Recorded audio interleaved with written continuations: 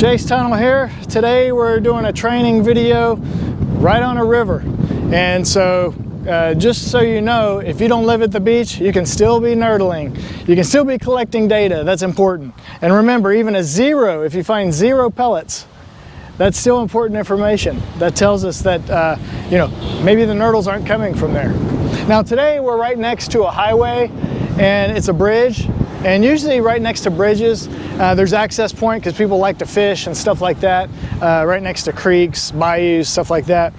So today what we want to do is we want to look and see if we can find any nurdles right along the new Strand Line. And so whenever I say new Strand Line, that is where the water has been within the last 24 hours. And so with a river or a creek, it's probably just going to be within a few inches here. You can see where it's wet, and actually I see a lot of nurdles in here, like a lot of nurdles. They're all in here. So let me pick one up for you. See that? Nurdles. They're all out up in here.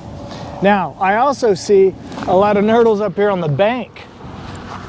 Wow, they're embedded in there. Look at that. They're up inside of the dirt, just all up in here. Now that'd be considered the old Strand Line. So what we first do when we get here is we go down to the water line, and once we find our first nurdle, we start counting to 10. We start counting for 10 minutes. And once we're done, we count up how many nurdles we have. Then we go to nurdlepatrol.org, where we're going to put in the information of how many we found, where, and when. And so in this, I'll show a little tutorial about how we go in to the nurdle reporting site.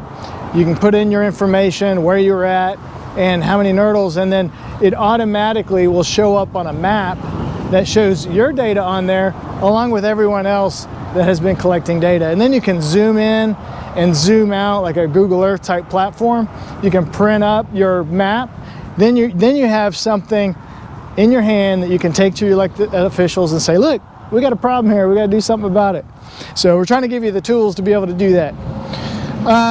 Now, why don't we want these little plastic pellets in the rivers? Well, think about the fish living out here and the birds feeding along the shoreline. There's all kinds of animals living in here that you don't want eating this plastic.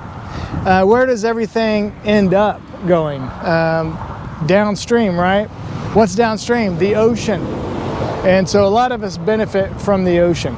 And so we definitely don't want any plastic in there. So anything you can do to help, greatly appreciated. And so any information you get, put it into nurdlepatrol.org, and we'll use that for hopefully changing policy in different states to prevent these plastics from getting into the environment.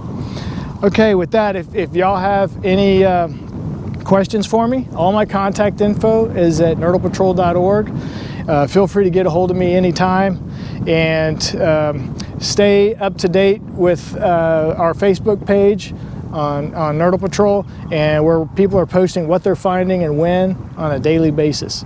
And so with that, thanks for everything y'all are doing. Bye.